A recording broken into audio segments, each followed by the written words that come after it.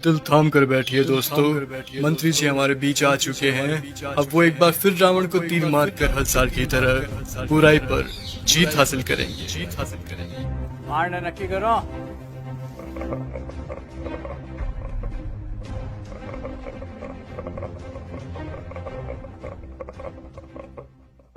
तू मारेगा मुझे?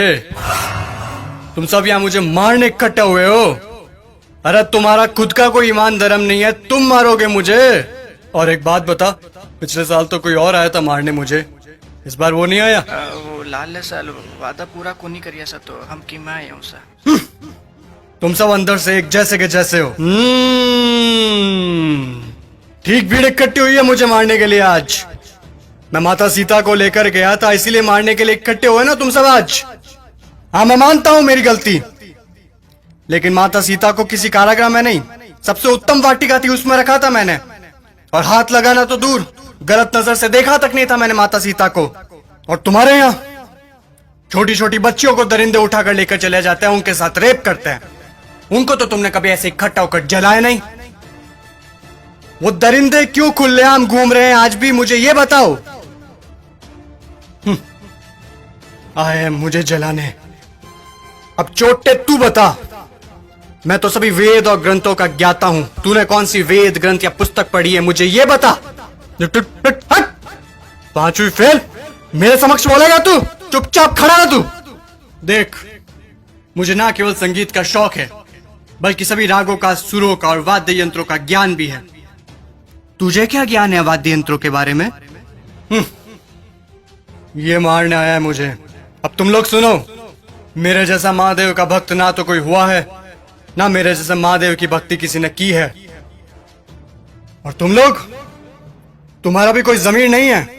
भगवान पलटते समय नहीं लेते तुम।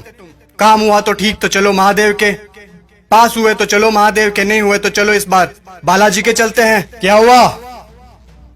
गुस्सा आ रहा है मेरे ऊपर? तुम लोग मेरे बारे में क्या सोचते हो मुझे कुछ फर्क नहीं पड़ता, लेकिन एक बात कान खोल के सुन लो, मैं चाहे कैसा भी हूं, लेकिन तुम्हारे इस मंत्री जैसा कदापि नहीं हूं मैं। मेरे राजपाट में जनता प्रसन्न रहती थी, खुश रखता था मैं उन्हें। इसकी तरह पटाखों की चोरी कभी नहीं की मैंने। बोलूं, बता दूं सभी को, ये दुष्ट, ये तुम्हारा मंत्री दुष्ट एक नंबर का, ये कागजों में लिखता है कि रावण दहन के लिए 50 पेटी पटाखों के लगे, और लगा था 5 भी नहीं है। ये सब इसके घर पे जा रहे हैं। और तुम लोग क्या कहते हो? बुराई पर अच्छाई की जीत। कहां हुई, कहां हुई बुराई पर अच्छाई की जीत?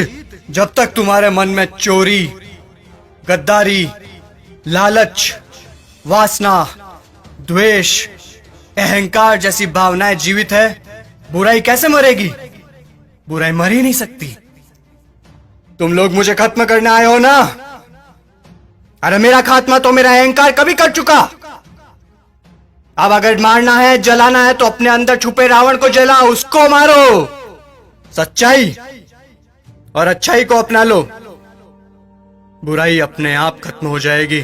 और अगर तुम मुझे जलाने के उद्देश्य से ही आए हो, तो मैं तुम्हें बता दूं कि सिर्फ छोटे बच्चे ही आज की तारीख में मुझे जला सकते हैं, क्योंकि उनके अंदर चोरी, गद्दारी, लालच, घृणा, वासना, द्वेष, अहंकार जैसी भावनाएं नहीं है। असल में वही हैं ईश्वर का स्वरूप। ए लड़के, लगा दे आग, फिर से जला दे।